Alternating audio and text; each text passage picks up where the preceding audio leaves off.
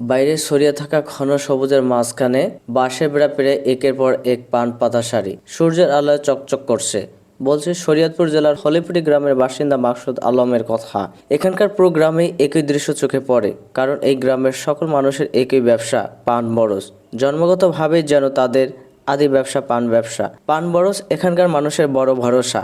এবার তাদের ফলনও হয়েছে দারুণ। সবুজ পাতায় যেন ফিরেছে আনন্দের ছোঁয়া, অনেকের মুখে আবার স্বস্তির হাসি। তবে খুশির মধ্যে আছে দুশ্চিন্তার ছোঁয়া, কারণ এই মৌসুমে তাদের পান পাতার দাম অনেক কম। ফলন ভালো হলেও কাঙ্ক্ষিত দামের অভাবে চাষিদের দুশ্চিন্তা বেড়েছে।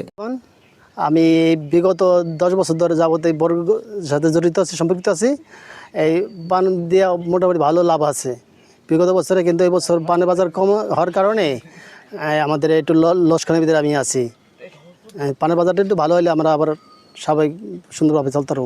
আনোয়ার খান, সূর্যোদয় বাংলা মিডিয়া, হলিপুটি, শরীয়তপুর।